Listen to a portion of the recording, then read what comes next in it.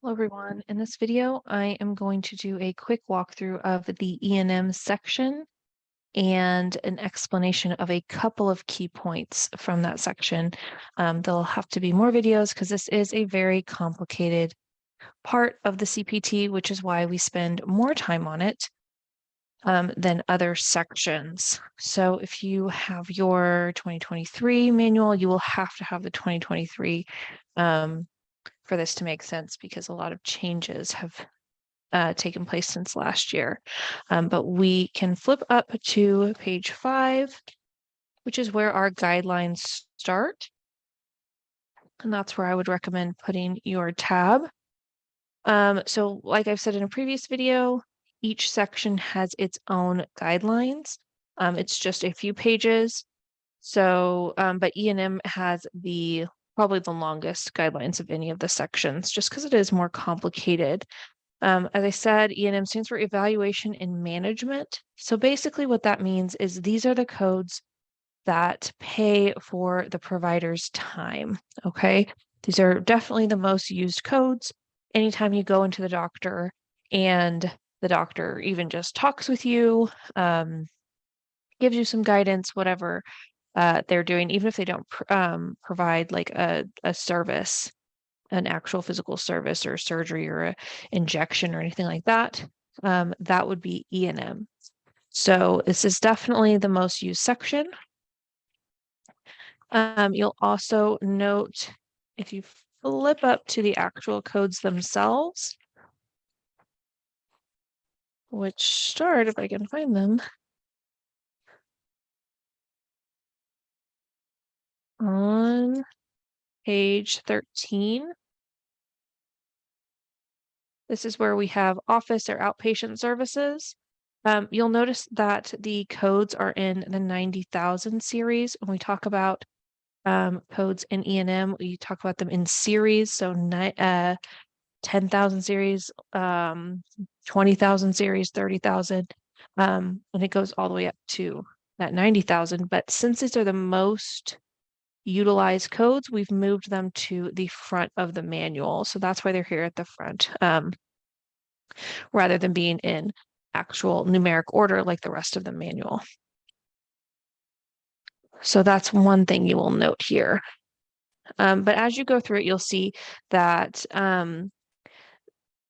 the manual or this section is divided based on kind of the location and the type of service that's provided. So we have office and other outpatient services. So that would be when you go and visit your doctor. We have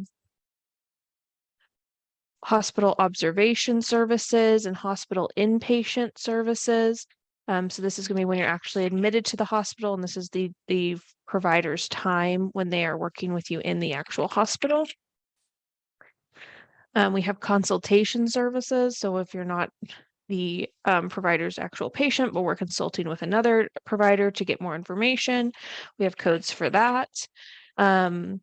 Emergency services we have as well. So if you do go to the emergency room, there are several codes there for the provider's time. And it goes on, just all kinds of different settings. We can have nursing care settings, we can have rest home settings, we can have in-home services, all kinds of different things different settings in which you could see your provider. And then we have codes for their time in that setting. All right.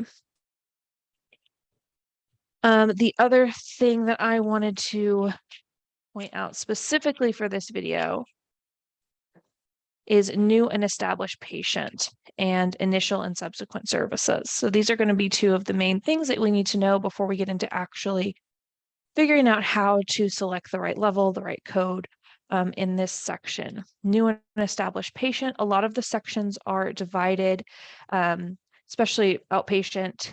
So if you go to the doctor's office, there'll be specific codes for, say, you're seeing the provider for the exact same issue, but one is an established patient. So that's somebody who has an existing relationship with the provider, and one is a new patient, and they're different codes based on that.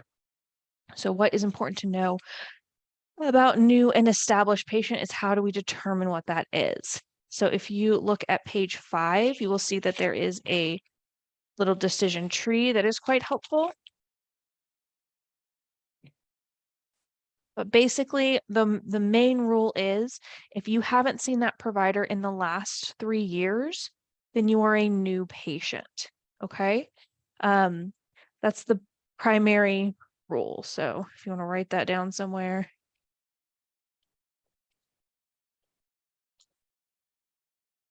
If I can get my pen to work.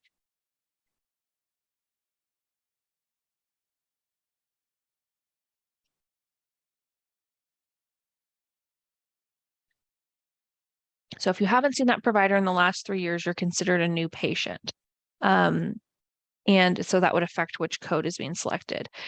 With that in mind, there's a few caveats. So if you've seen another provider of the same specialty in that same office, so there's a practice, and you have seen, so say, there's 5 doctors, they're all family practice doctors. You usually see Dr. A, but it's been a while and you saw Dr. B last time, and now it's been another year or 2 years. Even though it's been 3 years since you've seen Dr. A, since you saw Dr. B 2 years ago, you are still an established patient. Does that make sense? But for the most part, the rule is if you have not seen that doctor or a doctor of the same specialty in that same practice in the last 3 years, then you are a new patient. So go ahead and review this little chart because it is really helpful. And there are some codes or some questions on the national exam where they will give you both codes, a code for a new patient or an established patient, and it'll be the same scenario, and you need to just be able to know if that patient was new or established, okay? One thing that we want to make a note of right away, though, is emergency department services. So if you go up to page 20, what is very important to know here is that it does not matter if you're new or established. So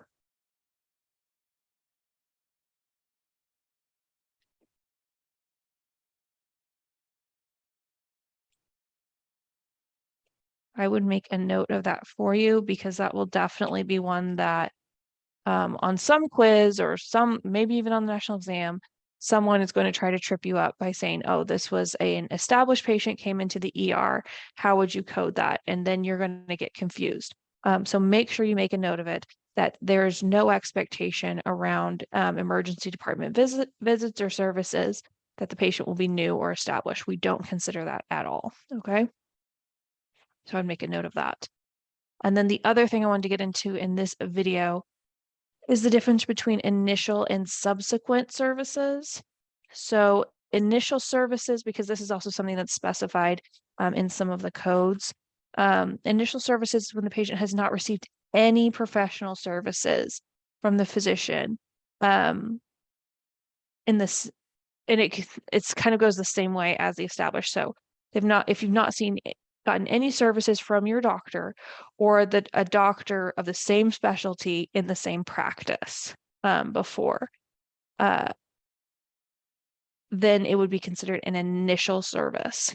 If you have had, a service related to this specific problem, even if it's from a different physician of the same specialty in that same practice, then it would be considered a subsequent service, okay? So it kind of follows the same rules as the new versus established patient, but instead of 3 years, it's just if you've been seen at all, okay? So if you've been seen at all for this particular issue by your doctor or by another doctor in that practice that's the same specialty, then it is a subsequent service, okay? If not, if this is the first time you've seen anybody about it from that practice, from that specialty, then it will be an initial service, okay? So those are the two things. And the rules are very, very similar. And so that's why I like to kind of bundle them together and make sure we have that understood before we go on to any of the other aspects of coding E&M. So that's all that I want to cover in this video because I do like to break it down really step by step, just because this can get overwhelming. I don't want to give you a whole hour video, but make sure we're understanding those key facets of E&M. If you do have questions about it, please post in the class question board or discussion this week, and we will address that together. Thank you.